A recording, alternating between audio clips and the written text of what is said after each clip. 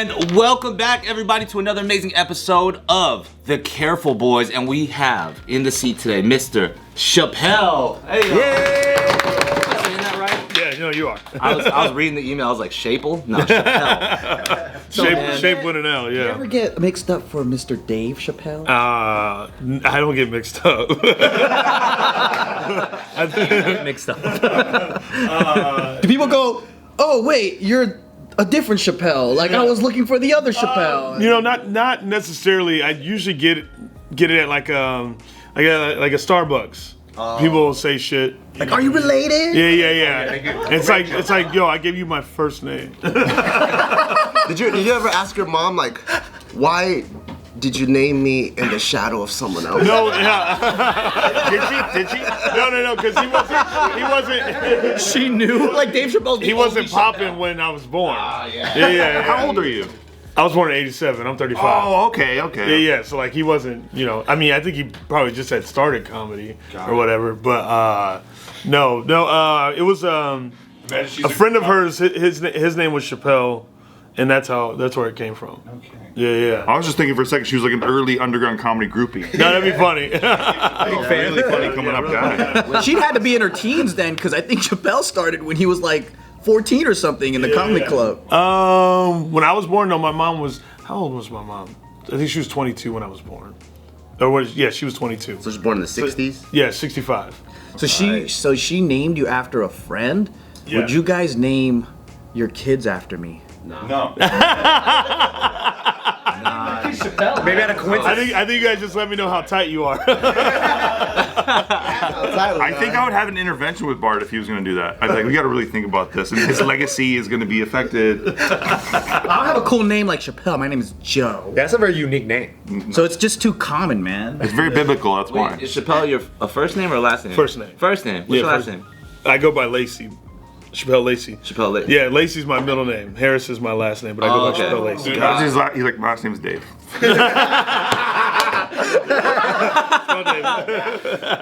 Middle name's comma. Yeah, comma. Yeah, that was really good. Yeah. I enjoyed that. So how did you connect with Bart? I saw I actually. He's good at that. What was? Yeah, you. I saw you on the Explore page, and then you were telling this joke about how what was it? Oh, you felt sorry for poor white people because poor blacks have talent, right? Oh no! I didn't say it like that. Maybe I'm fucking up. I didn't butcher it. Is that a Bart original? That's a Bart original. I'll tell my version. He literally butchered that whole joke. I'm so sorry. I just want Bart to redo everybody's joke. Yeah. So sad. So what Yeah, go ahead, try it again. Do an impersonation of him doing the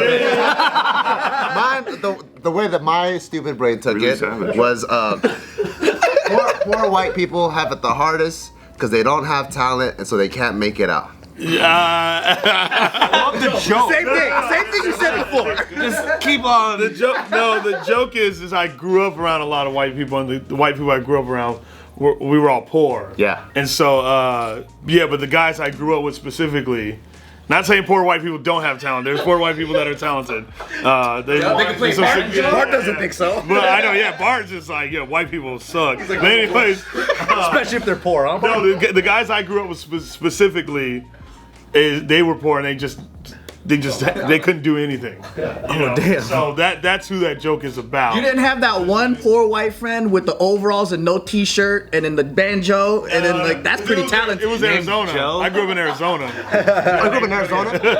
What'd you say? You grew up in Arizona? I grew up in Arizona. So like, we didn't have any banjos or anything like that.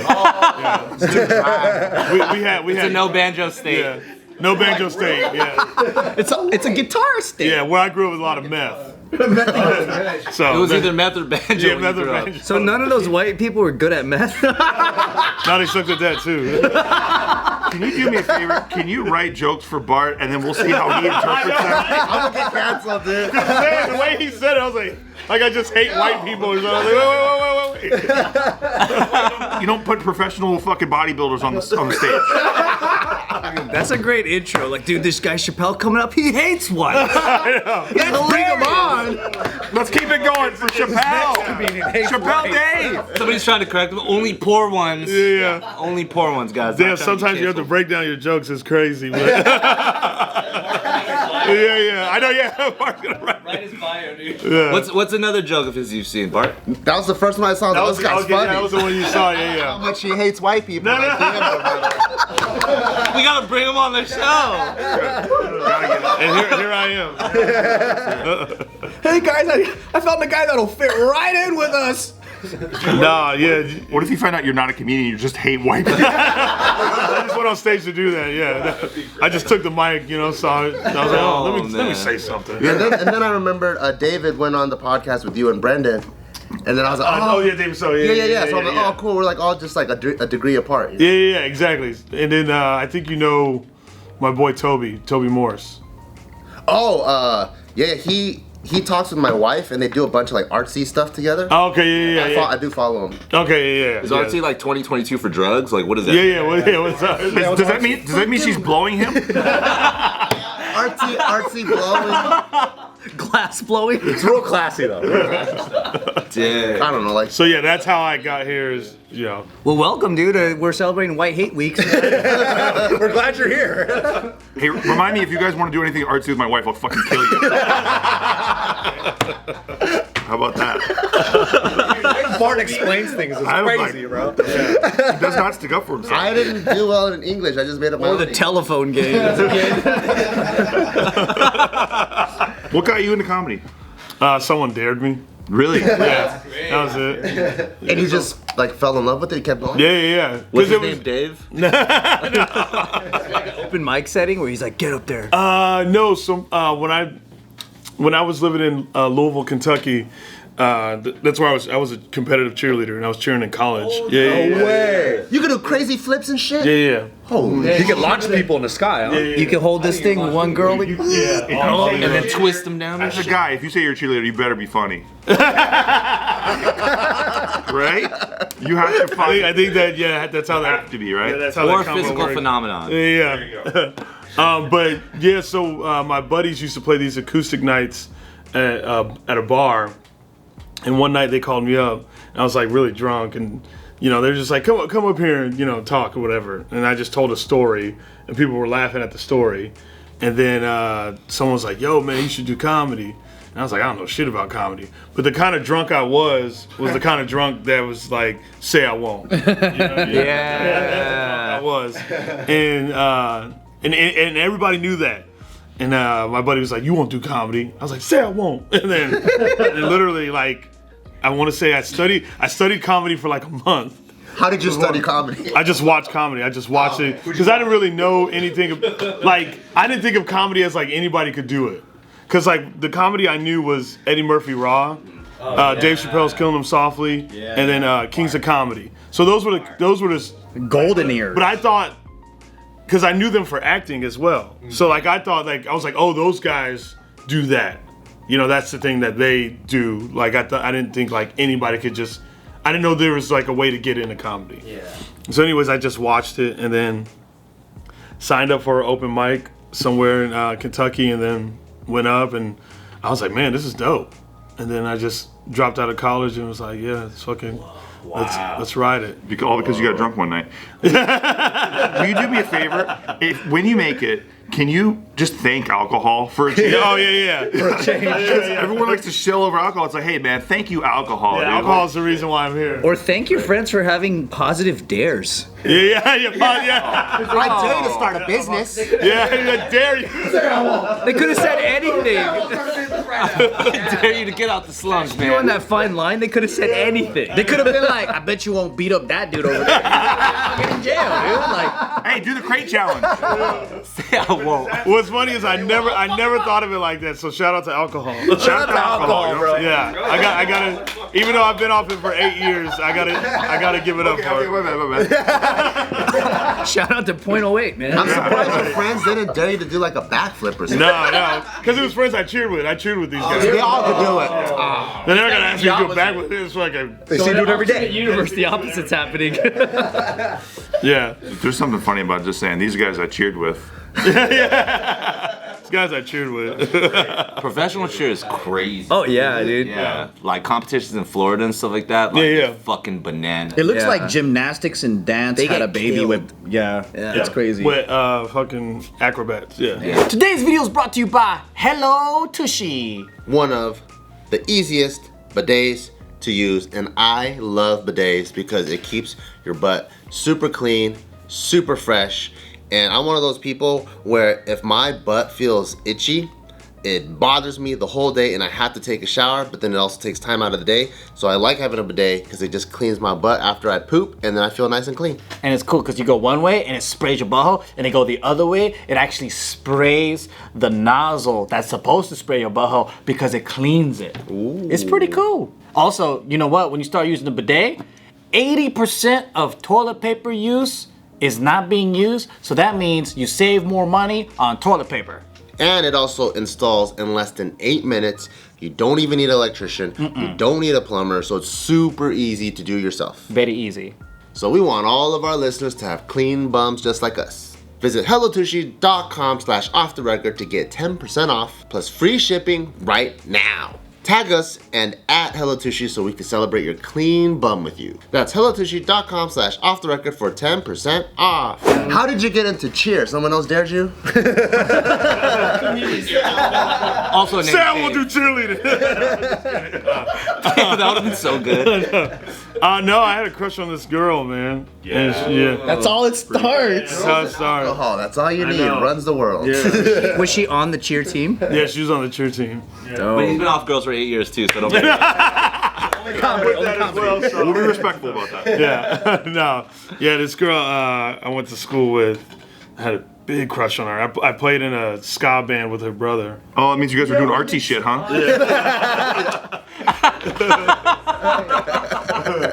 Did you play in the ska band? I played bass. Nice. But yeah, so she originally I taught myself how to do backflips when I was like 5. So I just knew how to do all these flips. Yeah. 5. Yeah. On your parents' bed. No, outside on like park benches and shit. You know, just started like flipping. And then I just kept doing it and I just got like better and better at it. And then one day we were like in some field or something, like just all hanging out. It was after like a church group thing. What do they call those? Wednesday night. Cults. No, it's like Community. No, it's like Bible study. Bible study. You know, what do they call those things? I was like, what is that damn thing? All wrong answers. Way off. Orgy. Yeah, orgy. Because they lure you in with something else, like some kind of barbecue or like they're playing dodgeball. Yeah, and then you yeah. have to go do Bible study after. Yeah. They lure you with dodgeball. They Do do. here with like random shit. So we're like, oh, this looks fun. So you don't think about that first. You think Yeah. about the cool thing. So she was like doing flips in the field or whatever, and then I was like, I know how to do that too. And then I showed her, and she was like, oh my god, you want to join cheer with me? And I was like, yeah. Fuck you think? Yeah, right. Anything. Yeah. Of course. She's like, you want to go beat up that guy? Position. Yeah. When you're this position, you're like, I gotta make sure she's stable. Oh, that's the best too. Like, how can you build more trust than that? Like, that's ultimate trust. So yeah, she got me into it, and I Did just you stuck get with it. into it though? Like, did No. you? No. Wait, did I get into what? Her? You know. Oh no, that never happened. Got into the artsy Never stuff happened? with Never happened. Never happened. Shout out to her though. She did save my life, and you know. You guys still friends? Yeah. She's really Wait, really cool. dive into that real quick. Yeah. Save your life in a well, sort of way. just That was like- all nonchalant. I have been noticing every explanation gets more interesting than the other. It's like, Yeah, how did you honestly. get into comedy? I was a cheerleader. How did you get into that? I played in a bass in a ska band, and then someone saved my life. You know what I think it is, Bart? I think he knows how to tell a story. It's almost like he's a professional comedian. He doesn't start with, so I hate white people. Although that is interesting. Attention grabber. It's a good. We all leaned in when he said that. Yeah, everyone's like, okay. You hate white people. We all showed up, but then we had to go to Bible study. We got lured in by. You know what would make it better though? If you were like, I hate white people, and then Okay. backflip right. Backflip out of here. Yeah. Everyone would be like, alright, that's cool. Give me a W. Give me your life. That's so interesting. You know, she brought me into a positive environment. You know, I grew up pretty crazy. I grew up with an abusive stepfather. It's always stepfathers. But, you know. For me, it was my actual biological father. You gotta one up. Break the stigma. Break the stigma. Thank you, alcohol. Yeah. No, and I was such a nut. I was just crazy, man, and you know, fighting and doing all the wrong shit in a way, mainly just because of, you know, how I was treated at home. So that was the first time I ever saw like something positive, like knew that there was something positive in the world, was when she got me into cheerleading. That's amazing. So it was like, so that's how she pretty much helped me out. And I give her a lot of credit still to this day. People do say like competitiveness, athleticism, or some kind of arts or hobby is a gateway out of like a lot of you know, struggles in the home and stuff. Yeah, like it's a different level of like discipline, like, you know, because I did skateboarding and, you know, playing the band stuff, but there's no coach to that. When you have a coach, you have someone telling you, hey, you're doing this wrong, or hey, you oh, that was good, you did this, and you know, blah blah blah. Like having someone kind of direct you in a way to where you kind of just take all this stuff in and can just apply it to life in general is like, I think is a dope thing. You know what I mean? And I think that's what you know, I think that's what she kind of just, I don't know, it just organically helped me out with. The team aspect too is like such a big thing. Yeah, and like working with people that are just completely different than you, and you have to do this one thing together, and you have to understand and, you know, kind of respect all these different personalities. So I don't know, I love the world of sports because of that, because it does teach you, you know, someone yelling at you in a way, because you got to think there's tougher shit you're gonna deal with as an adult, or, you know, as you know, walk through life. But like a coach yelling at you to be better is like the least of your worries. That's why when, I don't know if you guys remember, there was this it happened with Marshawn Lynch, where I think he told a kid, get the fuck off my field, you messed up, blah blah blah, and the mom, I think, had freaked out. But I'm like, that's what you need. That's what you need. Because I was like, he's gonna be able to deal with so much other shit. If that's you know, that's like a safe space to get abused. Yeah, exactly. Yeah, in a sense. And it's not. And I'm not saying it has a benefit. And also, like, I'm not saying to just talk to people, like talk down on people. And he's just, and I don't think he was talking down on the kid as much as like you need to understand what you did wrong. And a lot of times people do, you know, understand what the fuck they did wrong. Because when you get to an adult and you don't understand, it'll fuck you up way more than when you're a kid. That's why I love the world of sports and what it did for me. My mom did the opposite. Like when we do like the open house, whatever, the teacher would be like, "Oh, your son talks too much in class." She just hit me, whack. What else he do? And the teacher would be like, "No, like that's it. I'm not gonna say anything. Tell me. You got to tell me everything." Yeah, straight A's. You know. No, they met before. They were like, okay, I'll be bad cop. You'll be good.